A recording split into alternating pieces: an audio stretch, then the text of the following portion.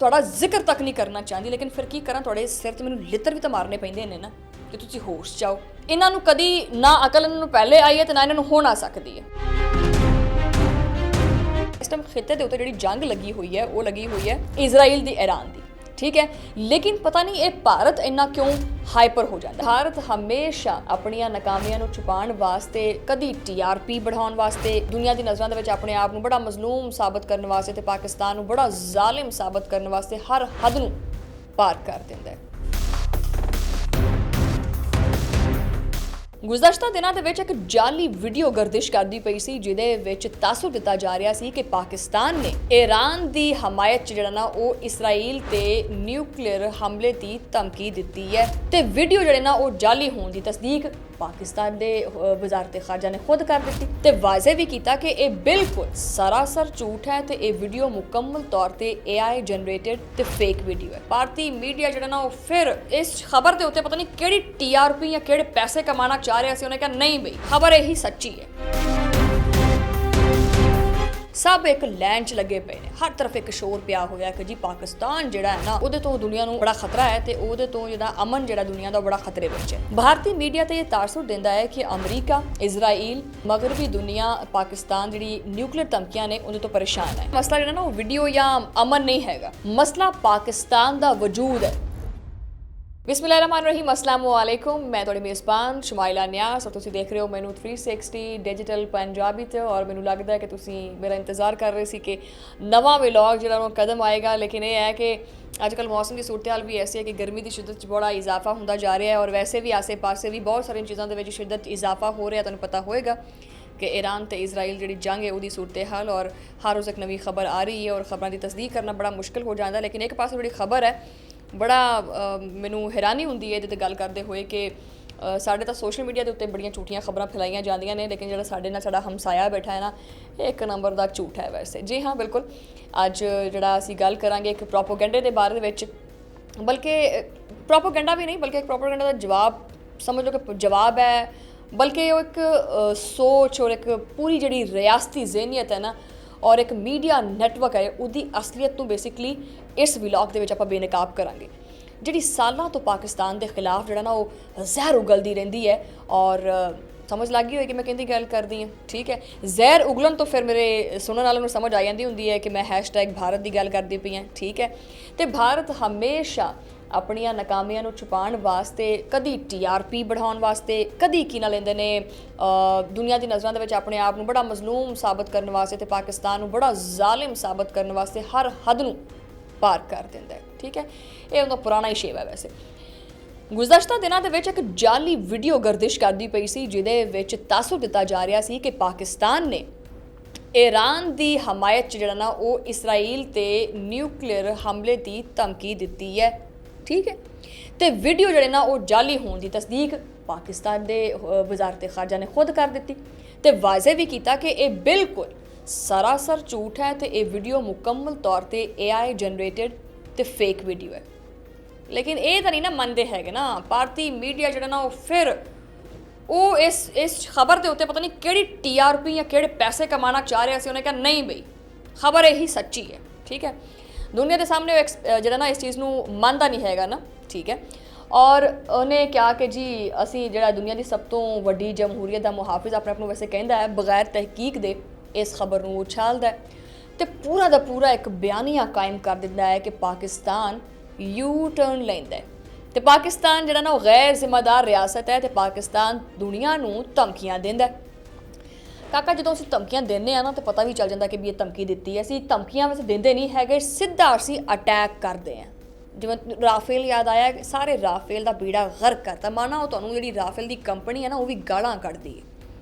खैर मैं अपने टॉपिक तो ड्रैग ना होवां, खैर अगे बढ़ने आप आगे जिहड़े वो टाइम्स नाउ जिहड़ा वो रिपोर्ट करता पिया तो कभी जी न्यूज़ रिपोर्ट करता पिया, कभी ABP न्यूज़ रिपोर्ट करता है, कभी आज तक तो कभी रिपब्लिक TV ते बह के बाजियां रिपोर्ट करदियां पईयां हुंदियां ने, ठीक है। सब एक लैन च लगे पे ने, हर तरफ एक शोर पिया होया कि जी पाकिस्तान जिहड़ा है ना वो उहदे तो दुनिया नूं बड़ा खतरा है तो उहदे तो जिहड़ा अमन जिहड़ा दुनिया दा बड़ा खतरे विच है, ठीक है।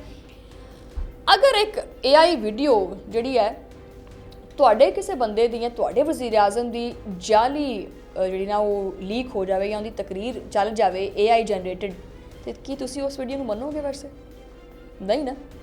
ਦਿਲਚਸਪ ਗੱਲ ਇੱਥੇ ਇਹ ਹੈ ਕਿ ਭਾਰਤ ਜਿਹੜਾ ਹੈ ਨਾ ਉਹ ਬਿਆਨੀਆਂ ਖੁਦ ਆਪਣੀਆਂ ਉਹਨਾਂ ਦੀ ਜਿਹੜੀਆਂ ਗੱਲਾਂ ਨੇ ਜਿਹੜਾ ਉਹ ਬਿਆਨੀਆਂ ਬਣਾਉਂਦਾ ਹੈ ਨਾ, ਉਹਨਾਂ ਦੀਆਂ ਗੱਲਾਂ ਦੇ ਵਿੱਚ ਹੀ ਉਸ ਬਿਆਨੀਏ ਦੀ ਨਫੀ ਕੀਤੀ ਜਾਂਦੀ ਹੈ। ਠੀਕ ਹੈ, ਭਾਰਤੀ ਮੀਡੀਆ ਤੇ ਇਹ ਤਾਸੁਰ ਦਿੰਦਾ ਹੈ ਕਿ ਅਮਰੀਕਾ, ਇਜ਼ਰਾਈਲ ਜਿਹੜਾ ਨਾ ਉਹ ਮਗਰਬੀ ਦੁਨੀਆ, ਪਾਕਿਸਤਾਨ ਜਿਹੜੀ ਨਿਊਕਲੀਅਰ ਧਮਕੀਆਂ ਨੇ ਉਹਦੇ ਤੋਂ ਪਰੇਸ਼ਾਨ ਹੈ ਕਿ ਪਾਕਿਸਤਾਨ ਇਜ਼ਰਾਈਲ ਨੂੰ ਜਾਂ ਬਾਕੀ ਜਿਹੜੇ ਮਗਰਬੀ ਮਮਾਲਿਕ ਨੇ ਉਹਨਾਂ ਨੂੰ ਨਿਊਕਲੀਅਰ ਧਮਕੀਆਂ ਦਿੰਦਾ, ਜਦ ਕਿ ਦੂਸਰੇ ਪਾਸੇ ਭਾਰਤ ਜਿਹੜੇ ਨਾਇਬ ਵਜ਼ੀਰ ਖਾਰਜਾ ਵਿਕਰਮ ਮਿਸ਼ਰੀ ਤਸਲੀਮ ਕਰਦੇ ਨੇ ਕਿ ਅਮਰੀਕਾ ਨੇ ਜਿਹੜਾ ਨਾ ਉਹ ਈਰਾਨ, ਇਜ਼ਰਾਈਲ ਤੇ ਪਾਕਿਸਤਾਨ ਦੇ ਦਰਮਿਆਨ ਜਿਹੜਾ ਨਾ ਉਹ ਕਿਸੇ ਵੀ ਕਿਸਮ ਦੀ ਸਾਲਸੀ ਜਾਂ ਮੁਦਾਖਲਤ ਨਹੀਂ ਕੀਤੀ। ਤੇ ਫਿਰ ਇਹ ਸਵਾਲ ਕਿ ਅਗਰ ਅਮਰੀਕਾ ਜੈਸਾ ਆਲਮੀ ਖਿਲਾੜੀ ਜਿਹੜਾ ਉਹ ਇਸ ਮਾਮਲੇ ਦੇ ਉੱਤੇ ਸੀਰੀਅਸ ਹੀ ਨਹੀਂ ਹੋਇਆ, ਤੇ ਫਿਰ ਭਾਰਤੀ ਮੀਡੀਆ ਕਿਸ ਬੁਨਿਆਦ ਤੇ ਜਿਹੜਾ ਨਾ ਉਹ ਪਾਕਿਸਤਾਨ ਨੂੰ ਆਲਮੀ ਖਤਰਾ ਕਰਾਰ ਦਿੰਦਾ? ਬੇਸਿਕਲੀ ਅਸਲਾ ਮਸਲਾ ਜਿਹੜਾ ਨਾ ਉਹ ਵੀਡੀਓ ਜਾਂ ਅਮਨ ਨਹੀਂ ਹੈਗਾ, ਮਸਲਾ ਪਾਕਿਸਤਾਨ ਦਾ ਵਜੂਦ ਹੈ ਜਿਹੜਾ ਇਹਨਾਂ ਨੂੰ ਜਿਹੜਾ ਨਾ ਉਹ ਸਾਊਂਡ ਨਹੀਂ ਦਿੰਦਾ, ਜਿਹੜਾ ਇਹਨਾਂ ਵਾਸਤੇ ਨਫਸਿਆਤੀ ਸ਼ਿਕਸਤ ਦੀ ਜਿਹੜਾ ਨਾ ਉਹ ਅਲਾਮਤ ਬਣਿਆ ਪਿਆ। ਇਹ ਹਜੇ ਤੱਕ ਇਹਦੇ ਵਜੂਦ ਨੂੰ ਤਸਲੀਮ ਨਹੀਂ ਕਰ ਸਕੇ।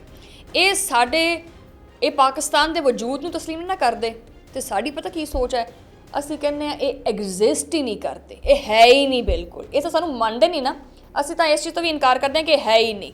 ਠੀਕ ਹੈ, ਪਾਕਿਸਤਾਨ ਜੈਸਾ ਮੁਲਕ ਜਿਹੜਾ ਨਾ ਇਹਨਾਂ ਨੂੰ ਆਪਣੇ ख्वाबां ਦੇ ਵਿੱਚ ਵੀ ਇੱਕ ਖਤਰਾ ਬਣ ਕੇ ਨਜ਼ਰ ਆਉਂਦਾ ਹੈ, जो कि एकेडमी ताकत है, जो इस्लामी दुनिया का वाहिद न्यूक्लियर मुल्क है, जो चाहे तो सिर्फ और सिर्फ अपने मौकफ से जरा ना दुनिया की तवज्जो फलस्तीन, कश्मीर ते अफगानिस्तान, यमन ते इराक जैसे इशूज़ से लिया सकता है।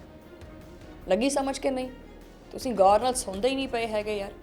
ठीक है, तो भारत का एक मसला ये भी है कि इहदे कोले सच नहीं हैगा, सिर्फ कैमरे ने।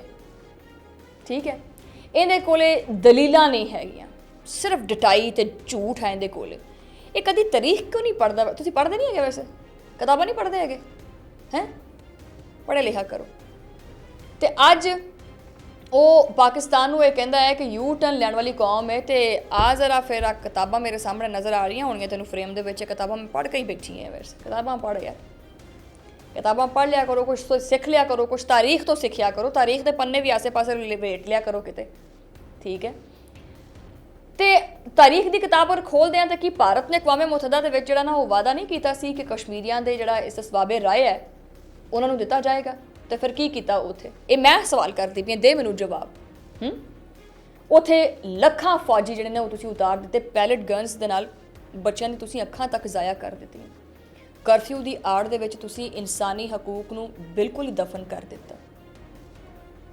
अफसोस हुंदा मैनूं, वैसे मैं तां थोड़ा जिक्र तक नहीं करना चाहती, लेकिन फिर की करा, थोड़े सिर से मैंने लित्र भी तो मारने पैंदे ने ना कि तुसीं होश जाओ। तो पाकिस्तान ने ना दुनिया के सामने खड़े होकर यह भी कहा कि असी अमन दे खां, चाहे वो कोई भी हुकूमत होवे पाकिस्तान दी, कोई भी वज़ीर आज़म होवे, उन्हें हमेशा ये कहा है कि असी अमन दे खां, असी इलाकाई अमन वास्ते काम करना चाहते हैं।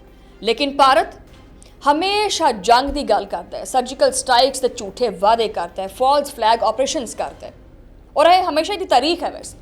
और हर मौके ते अपने मीडिया ते पाकिस्तान नूं एक दहशत गर्द रियासत बना के पेश करता है।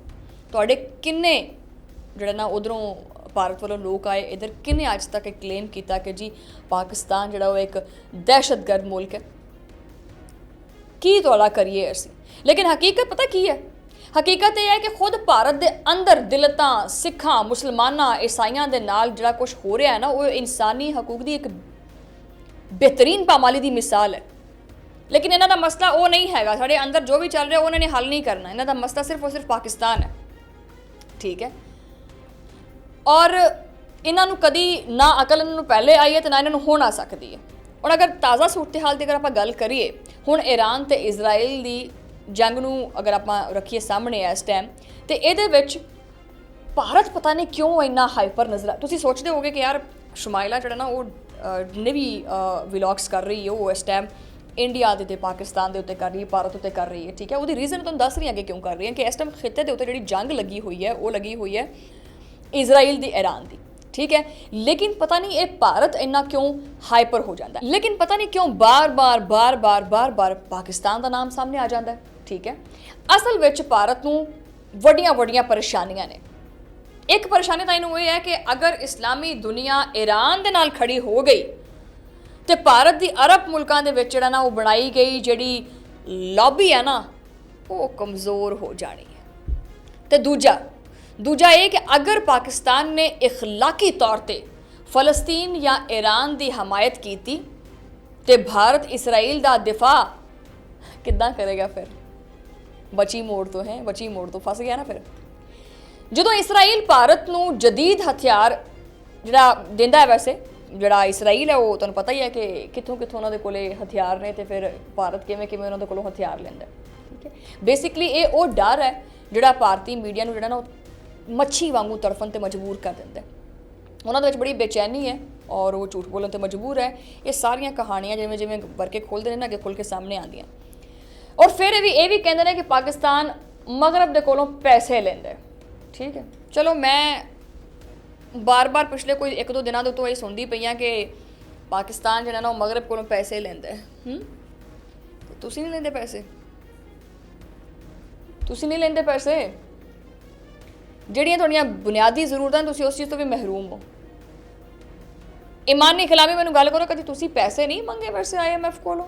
ਹੈ ਦੱਸੀ ਤਾਂ ਜ਼ਰਾ ਮੈਨੂੰ ਕਿ ਖੁਦ ਭਾਰਤੀ ਜਿਹੜੇ ਨੇ ਨਾ ਉਹ ਕਿੰਨੀ ਵਾਰੀ ਜਿਹੜਾ ਨਾ ਉਹ IMF ਤੇ ਵਰਲਡ ਬੈਂਕ ਦੇ ਦਰਵਾਜ਼ੇ ਖਟਖਟਾ ਚੁੱਕੇ ਆ। ਕਿੰਨੀ ਦਫਾ ਬੂਹਾ ਖੜਕਾਇਆ IMF ਦਾ। ਕਿੰਨੀ ਵਾਰ ਅਮਰੀਕਾ, ਫਰਾਂਸ ਤੇ ਇਜ਼ਰਾਈਲ ਦੇ ਕੋਲੋਂ ਜਿਹੜਾ ਨਾ ਅਰਬੋਂ ਡਾਲਰ ਜਿਹੜਾ ਨਾ ਉਹ ਅਸਲਹੇ ਦੀ ਆੜ ਵਿੱਚ ਮੰਗੇ ਨੇ, ਭੀਖ ਮੰਗੀ ਹੈ। ਕਮ ਅਜ਼ ਕਮ ਪਾਕਿਸਤਾਨ ਨੇ ਕਦੀ ਆਪਣੀ ਖੁਦ ਮੁਖਤਾਰੀ ਦਾ ਸੌਦਾ ਤਾਂ ਨਹੀਂ ਕੀਤਾ? ਕਦੀ ਅਸੀਂ ਅਮਰੀਕਾ ਦੇ ਕਹਿਣ ਤੇ ਈਰਾਨ ਨੂੰ ਧਮਕੀ ਤਾਂ ਨਹੀਂ ਦਿੱਤੀ? ਅਸੀਂ ਕਦੀ ਇਸਰਾਈਲ ਦੇ ਕਹਿਣ ਤੇ ਫਲਸਤੀਨ ਨੂੰ ਨਹੀਂ ਛੱਡਿਆ।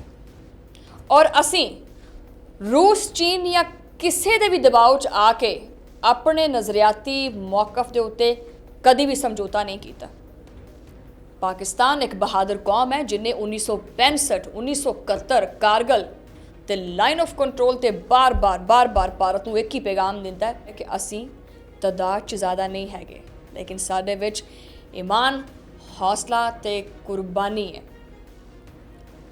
ਔਰ ਇਹ ਉਹੀ ਪਾਕਿਸਤਾਨ ਹੈ ਜਿਨੇ ਦਹਿਸ਼ਤਗਰਦੀ ਦੇ ਖਿਲਾਫ ਸਭ ਤੋਂ ਵੱਡੀ ਜੰਗ ਲੜੀ ਹੈ। ਇਸ ਕੌਮ ਦੇ ਵਿੱਚ ਲੱਖਾਂ ਐਸੇ ਨੇ ਜਿਹੜੇ ਇਸ ਮੁਲਕ ਵਾਸਤੇ ਸ਼ਹੀਦ ਹੋ ਗਏ, ਲੇਕਿਨ ਕਦੀ ਵੀ ਆਪਣੇ ਪਰਚਮ ਨੂੰ ਚੁੱਕਣ ਨਹੀਂ ਦਿੱਤਾ। ਪਾਕਿਸਤਾਨ ਸਿਰਫ ਇੱਕ ਮੁਲਕ ਨਹੀਂ ਹੈ, ਇਹ ਇੱਕ ਨਜ਼ਰੀਆ ਹੈ।